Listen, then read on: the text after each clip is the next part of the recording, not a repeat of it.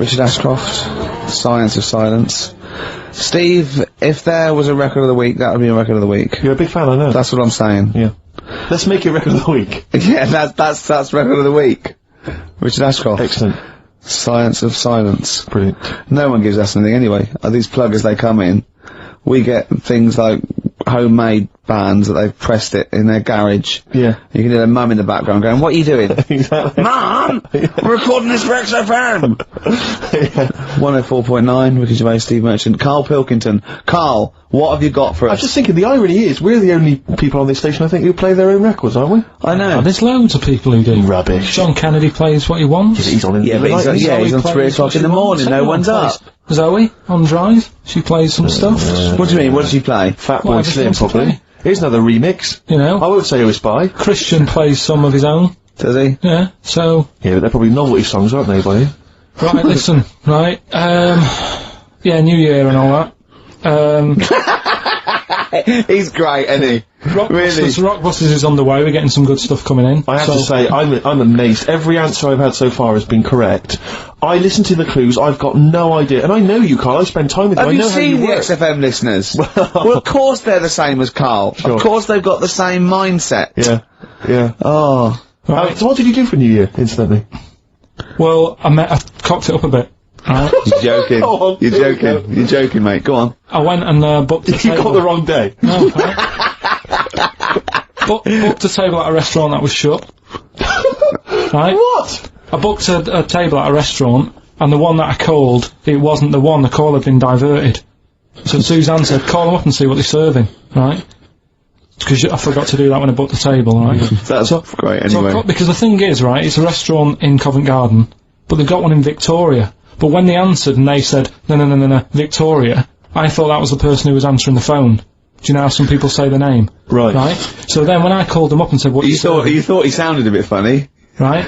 So, I'm confused, Carl, but probably not more. No more than you would have been on the it was a branch of a, he didn't want to give the restaurant away, so he phoned it up, there's one in Covent Garden, they answered the So phone. it's not, the restaurant's not called No. No, they said, no, Victoria. Why can't we name the restaurant? I don't know why. It's not libelous. Are we scared that, like, are you scared people are going to sort of see you in there because it's your regular haunt? no, it's just that, you know, you got to pay for stuff, haven't you? Right. I mean, it's... Okay, anyway, so you've I got... wouldn't mention it before New Year, but it's not... So did you go all the way to the restaurant to find out that it was closed? No. What happened is I called Was that the name of the restaurant again? Right, the restaurant's called Christopher's. They've got one in Covent Garden, they've got one in Victoria. He phoned up, he went to book, it's a lovely restaurant, I've been there often, I recommend it to him. He phones up, said, "Can I have a table for new," he said, "No problem, sir." Right? And then, so I said, "Oh, you better call up, see if they've got any haddock on the, menu." And he went, "Hello," and they went, "Hello, Christopher's." Victoria went, "Victoria?" They went, "Yeah." He went, "Oh, no." That's it, innit? So then, I just said, "No, forget it, I'm not going all the way over there." So I cancelled it, right? So, when I called up Suzanne and said, "Look, I've made an error. The place we were going to is shut." Was she surprised again, or? So we're not going, so she said, "Oh, try some other places," and I did. They were all booked up, right? I was fed up anyway, I hate New Year, it's always like this, isn't it? So, I said, "Look..." You know the common factor in all these stories? You hate Christmas, you hate birthdays, you hate New Year. It is you. Right. Yeah. So, I said, "I'll sort something out." Yeah. So I went to Tesco. Leave it with me. Went to Tesco's, boots were shut. Got a lovely plate of condoms. Did you just stay in and play with her birthday? blowing them up? I've done some balloons. Well, it was. I think we did stay in, and I watched that thing that 100 Greatest Moments, which was annoying me. Did you see? There was a nudist on it. You know how I feel about them. Yeah. Right. Did you see him? Man with two knobs. There was a man with two knobs on it, and a nudist who just like wanders about the house. But it said, and when he visits people, I was thinking, "Oh, let's him visit." I go, Exactly, yeah. But he must go there with trousers on and go, "Hello, lovely to see you." Go, just pop all these off. Well, not really, no. And I tell you what annoyed me the most. They had a white sofa. If you were a nudist, you get a darker one. Right? So anyway, right, so we ended up watching that. That annoyed me. And then, I was tired by about 11, and I said, "Oh, let's go to bed." And she said, "You can't." And that annoys me, the fact that because it's New Year, you got to stay up, and it's like, well, why can't we just? They should bring it forward, so in case you want to quarter to 10. Well, you stay up, and it's like my eyes were dead heavy, and I was like, oh, I want to go to sleep. So just stay up, and then it's midnight, and you go Happy New Year, then you go to bed. Yeah. Well, not everyone, Carl. Some people have a little party. So it's over with anyway. Yeah. So, are you 86 years old? 86 on my nerves. Do you ever enjoy? You never seem to have any fun, Carl. This is what disappoints me. This is what worries me. I feel like you're going to die. You're here, young, you're here, Carl. With us two, we've got three. As I was just saying to Steve, three of the greatest comedy minds ever in one room, and Steve pointed out since the goodies. True. Do you know what I mean? Well, I mean, It should be party central. Yeah. So anyway, right, so this is when I spent time thinking of new ideas. Right. So that's when I came up with, what did I come up with? Rituals. Yeah. This is about, it's good to have a flathead in India. And just brush past Just that run, yeah. It's good to have a flathead in India. Is that it? Well, what they do is they put wood round your head and sort of clamp it, and the flatter head you've got, apparently the more attractive in some part of India, can't remember. So that's a ritual. So I don't know where to start with this. No. Well, leave it. We'll be doing that. Well, we've done it. That's So that was the this first week. one, wasn't it? That's this week! Right. We've also got do we need them, which we carried on from last year, Okay, which we'll is look forward finding to out, what animals we need in the world, which ones we can get rid of. I'm talking to experts and that, finding that out. We're doing Rockbusters. That's underway. We're getting emails in. And what do you think of that then? What do you think of that then, of course? I love this that he treats this show like it's a checklist for what he's got to pack for holiday. Yeah, Do you know what I mean? He just goes, sun cream, yeah. It's all like, it's done. Look at his face! No, but I try and come up with stuff that people will remember and go, that's interesting. I'll tell my mates that in the pub. Another one I'm thinking of doing, do you know the film Around the World in 80 Days? Ooh. Around the World in 80 Gervais. And what I do, I give you like little things, like little bits of information about countries, so that if you go, you'd go like, oh, I don't want to go there. This is terrible thing to say, and I apologise. I can't think of the PC word for it. But I think Carl is slightly retarded. Yes. I was just thinking the same, yeah. Yeah. Is there something we can do about that? Just play a record, just keep the Could we get ourselves registered as a charity? I think so. Badly Drawn Boy, Born Again. On XFM 104.9. I was just looking to see if that's a new single. It looks like it probably is, Rick, if that's of interest to you. It's a new one. Yeah. So, first of our regular features with Carl, we've got Rockbusters. That's rolling. There's people coming in. They're getting them right. I don't understand it myself. As ever, Rick, you'll be amazed and confounded. So I don't know the answer, and I haven't looked at the answers. I just like that moment. It's like when you go down Christmas and you're excited about a present, and it's like some condoms. You know what I mean? Well, I love that. that moment. Yeah. I don't know how he's going to top that next year. I don't know how he's going to top that. All I can think of is some corn plasters. Right. It's alright, love, the batteries are included. Got you a pumice stone. Right, now, do we need them? Do we need them? It's something we started a few weeks ago. We're always talking about animals and insects and that. And it's like, if you took an animal out of the world, would we have problems?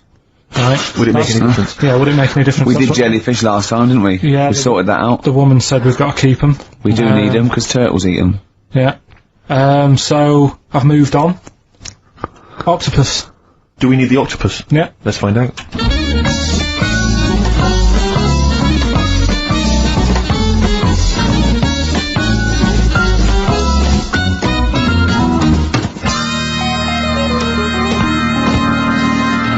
I'm working through a load of animals, right, that, and finding out whether we need them or not, right? Right. Because, like, jellyfish, to me, I'm a bit puzzled by them. I don't really know why we need jellyfish, and I spoke to some Turtles expert. eat them. What? Turtles eat them. Yeah, I know, but do we need turtles? Do you know what I mean? It goes on and on, doesn't We it? need humans. Well, I might get to that bit, but Yeah. I need to sort out the animals first. I've got a lot on. So, the thing is, I've left the jellyfish. We know we need them, right? Right. So, octopus. Yeah. Right, I know they're pretty brainy. Incredibly brainy. A story that I heard, I don't know if it's true, but there was some science lab somewhere, right? Yeah. Where they had some octopus in it, and they had some crabs. Yeah. And at night, the octopus was like getting a bit bored on its own in the dark and that, and they sort of come alive in the dark, don't they? Yeah. They like the dark. Yeah. And the octopus had its eye on the crabs, and at night when it's dark, it was getting out of its little cage, crawling along the floor, getting in the crab's cage, getting them out and eating them. I don't doubt it. We put jam jars with the lids on with crabs in, and they'll open the jam jar and... You're joking? Yeah. Even I sometimes struggle with them. Yeah, well, you don't do it...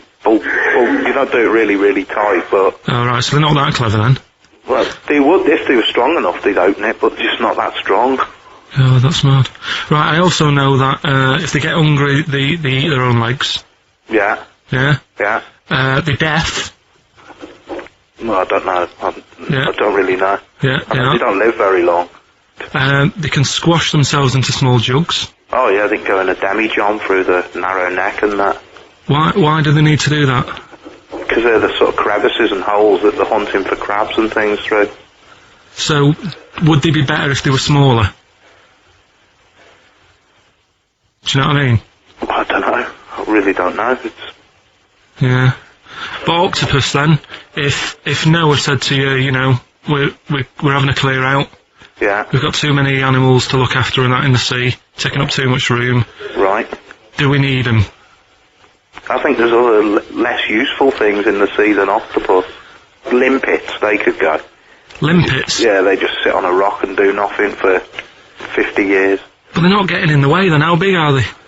Well, not very big. Yeah, you see, I might come round to them, but I never think, oh, you know, I'm sick of seeing these limpets.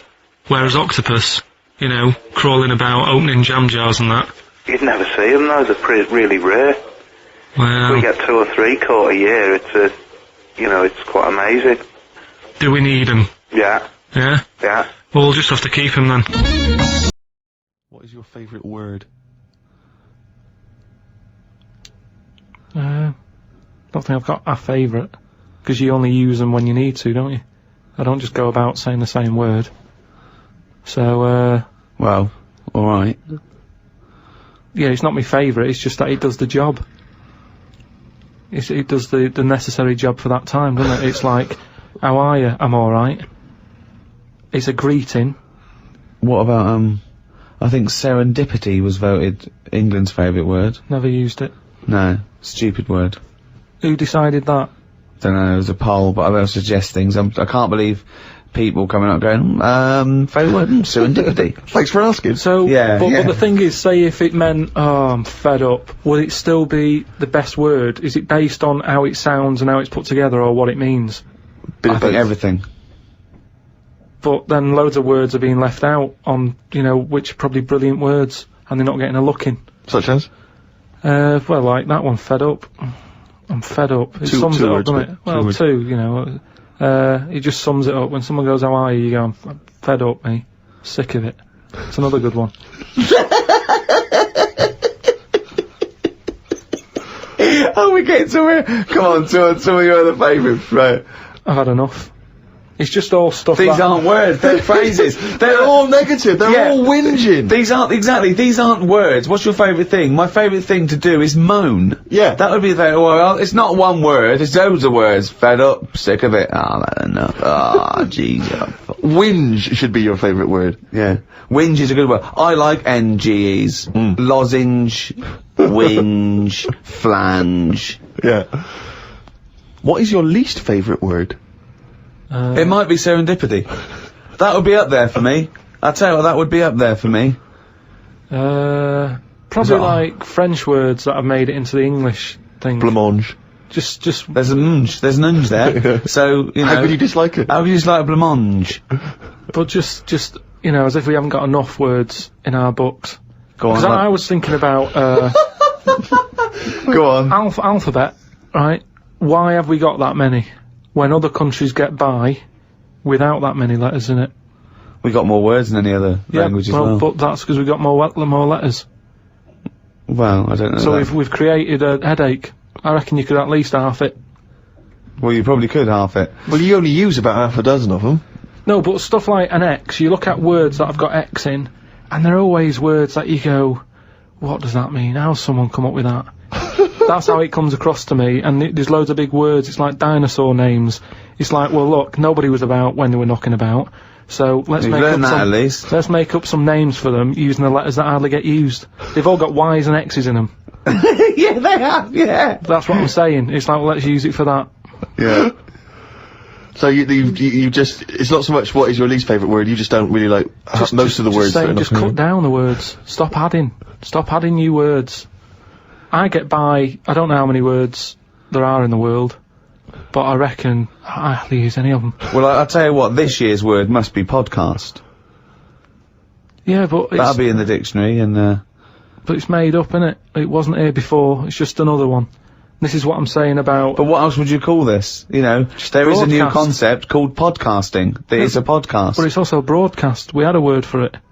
It's still a broadcast. Yeah, but they go, oh, you're a broadcaster. Oh, what radio station? No, I don't work on a radio station. I do a radio show, but I don't understand. Well, I do a radio show and I upload it, and I don't understand. It's called a podcast! Done! Here's another idea. Add a new one, get rid of an old one. Last one in, first one out, or whatever. Do it that way. That's a good way. What would you get rid of then? So we brought in podcast this year, but what word would you lose? Well, what's the name? Those birds that died out. Dodos. Get rid of it. If the bird's gone, the word can, surely.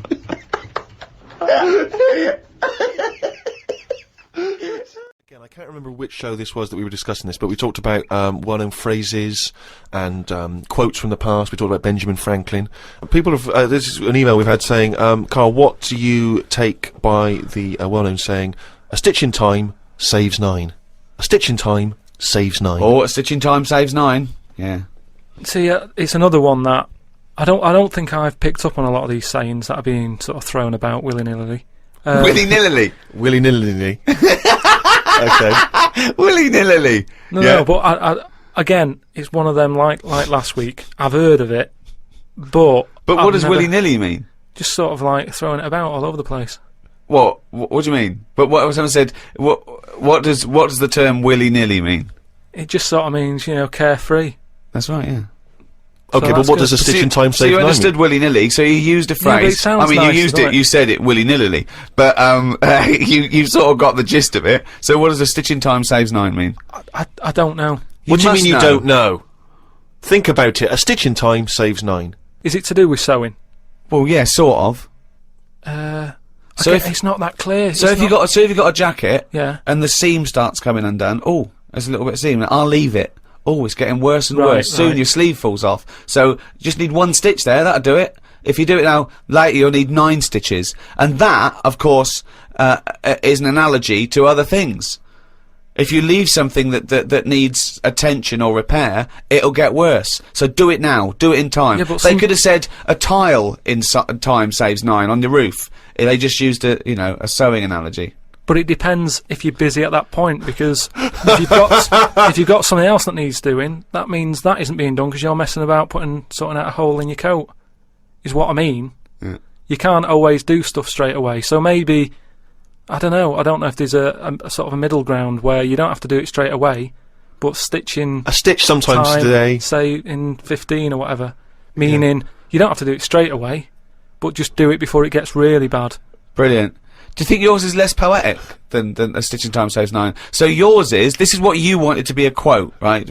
Well, you could do it now, but if you're doing something else, then, well, don't do it immediately, but do it soon so it doesn't get really bad. Karl Pilkington. No, but it's the same, that's the same way I treat most things in life. It's like, I never go to the doctors. Unless it's really bad. That is sensible. That is very good advice. No. That's brilliant advice for anyone listening. Never go to the doctors. Unless it's really bad. But that's why a lot of people, particularly working class people, die because they don't want to bother the doctor, or they're mildly embarrassed, or they don't know symptoms, bad symptoms. Go to the doctor if you're not sure about something. Like you were terrified to go and have your prostate.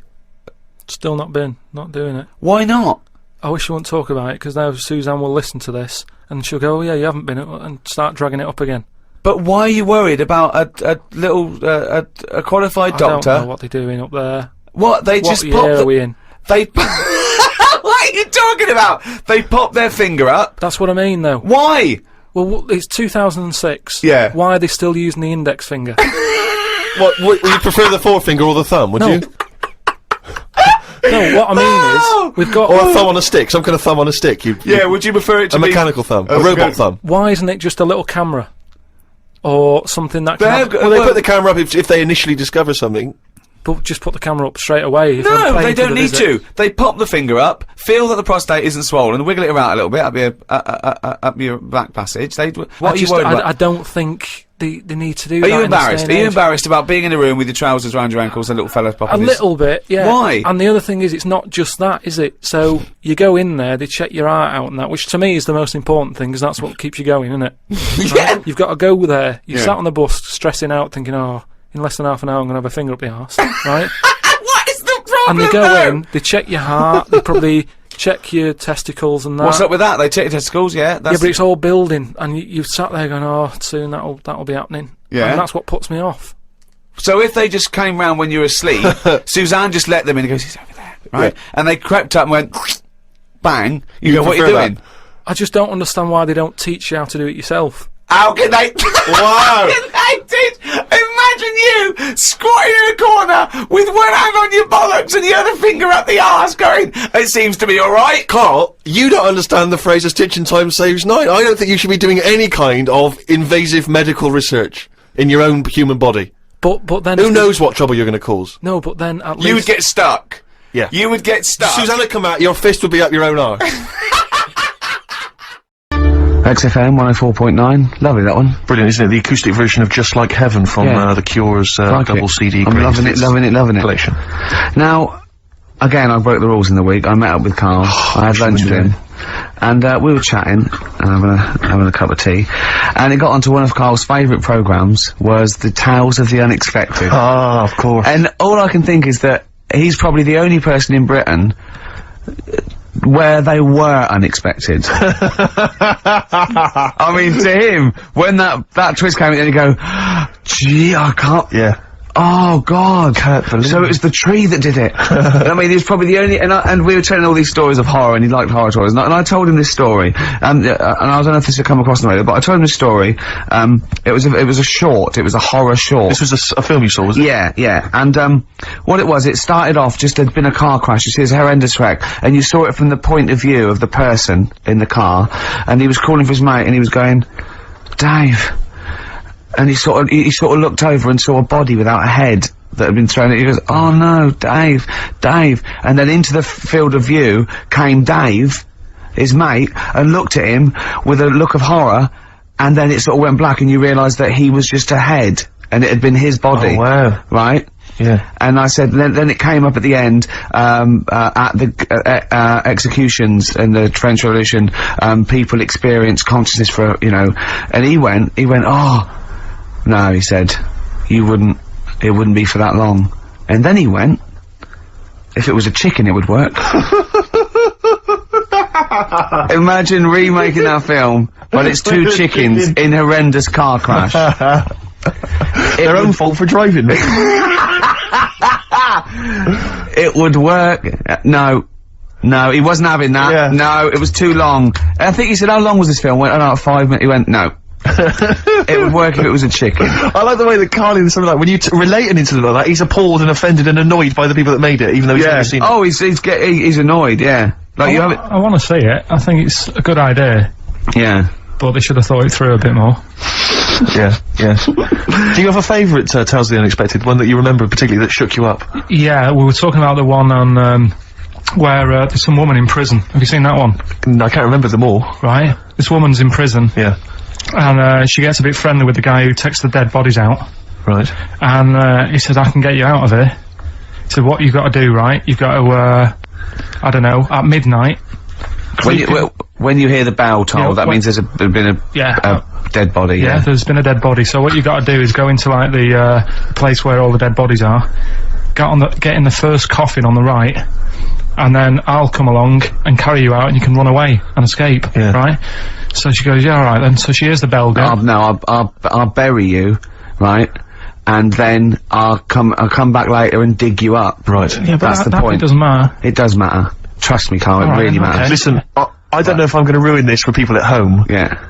Can I just skip to the end? I would imagine that she gets buried and he doesn't come back, and she has to get buried alive. Better than that. Okay. Yeah, she does it. She gets into the coffin. Yeah, shh. Go on. Right. So she gets in the coffin, and she's lying there for ages. She's buried. You can feel a bit of movement going on, so she's obviously, you know, being carried somewhere, so she's thinking, this is it, I'm getting out.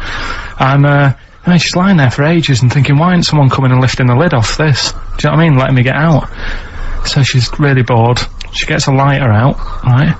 Lights it to have a look at who she's lying on. It's only the fella who said he'd help escape. Oh.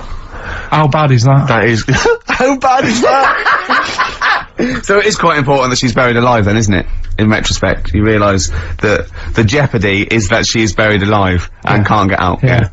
Yeah. It makes it so much worse, doesn't it, than just like lying in the morgue and going, actually, I'm getting out of here. Yeah. This isn't gonna work. Look at Carl's face, having told that, he's so pleased. His face is lit up, he's beaming like a child. Have you seen any? Is that your favourite horror thing ever? That's a good one. And Let's see if anyone knows what the finger is. When that bloke was under the ground, wiggling his finger. We're talking about one with some fella who's stuck in the ground or something. This is a motif I noticed in your particular favourite ones. Yeah. Right. People stuck in the ground. Go on. Right, so it's a fella, is it? A fella stuck. Now, I seem to remember it just being his foot, to be honest, being stuck in a hole. And no, he was under the ground and he got a little thing out of the pavement and he put his finger up and wiggled it to try and attract attention. Then you see a woman come along and her stiletto heel just knocks his finger off. You see, I'm wondering whether it's the same one as I saw. Yeah, it could be two like that, couldn't there? They were running out of ideas by the last series. It's a big theme in Hollywood. Or, what was that one you told me about with the porn? That was a good one. Oh, this was fantastic, right? Right. There was this, Sorry, can I just check now? We're just remembering classic episodes of the Tales of No, this is important. Well, I saw one, right? I saw one, on Tales of the Unexpected, right? And it was, these two gents, what they used to do, they look down the obituaries, and they'd blackmail, the wife or the son of a dead eminent person, like might be a priest or a doctor, or something like that, and they'd go and they'd say, he bought some, erotic, stuff from us, before he died, and he owes, 100 guineas and all this sort of stuff, and they'd pay up because it'd be so embarrassing. They just didn't want them, so they'd just pay him, right? And this one bloke said, who are these people? I'll meet with them. And he goes round there, and he goes round, and they go, your father, he goes, my father could not have bought any erotic material from you. And he did it, he goes, he couldn't have, he's blind. Right, and that was the twist. And Carl went, so it was magazines, not videos then. Yeah. Now think about it, Steve. Is that so stupid? Well, presumably it was set in olden times because professional pornographers don't tend to call it, you know, erotic material. Yeah. They tend to call it, you know, juicy jugs or whatever. But more than that, I don't understand how a video is going to be any use to a blind person either. I know that you can hear the sound, Carl. Look at him nodding like he's caught me out. Yeah, what sound will you hear? Your meter needs looking at? Yes. Cut. What's then? What's that? Then it's just noises, isn't occasional groans. Yeah. Right. You could listen through the wall at your neighbours.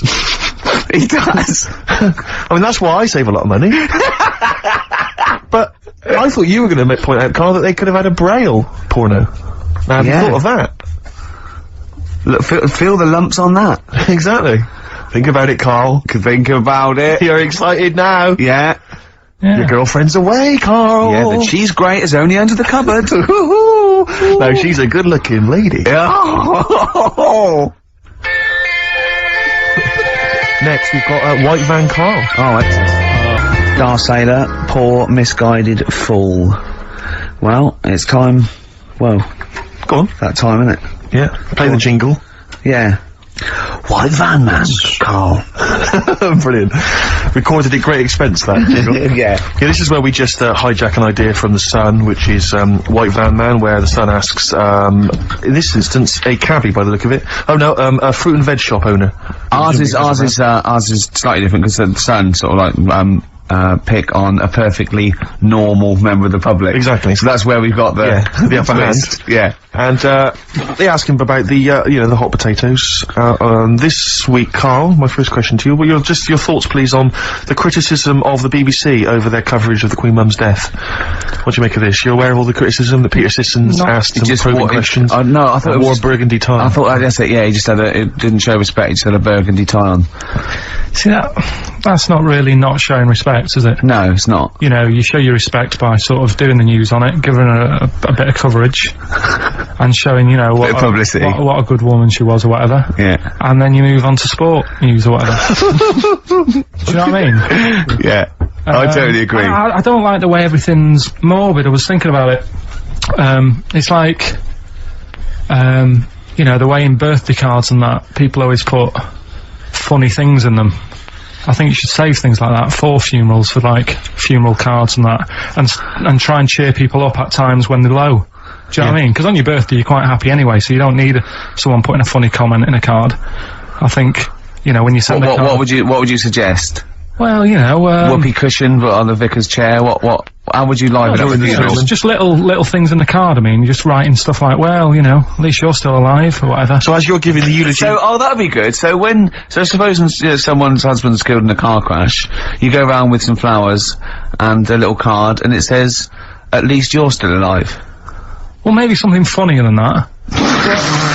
Well, maybe, like, if you got up to give the eulogy during a funeral, just wear a pair of comedy tits. Yeah, or those glasses that are eyes on sort of springs. But why has everyone got to be so sad about someone dying? No, what annoys me is that when you see the people on television, it's got members of the public, and they're crying about the Queen Mother, who was sad when anyone dies, sad when anyone dies. She was 102, and I mean, it's sort of like, I think they should cry. Well, there's a picture in the paper today. I don't understand it. There's a picture in the paper today of various people who were lining the the funeral kind of route yesterday, and there's a picture of a very young child, maybe sort of 5 or 6, on the arms of her dad, and her head bowed, and it says a young girl there weeps for the Queen Mother. And I was looking at it, and you can tell she's just tired. Well, she's just tired and bored. It's so transparent that it's not crying. It's most just, what are we doing when their nan dies? Exactly. You know, it's sort of like... but what is a 5-year-old girl gonna be? Why is she gonna be crying? The Queen Mum said, oh, I can't believe it. Yeah. Teletubbies? No. The Queen Mum.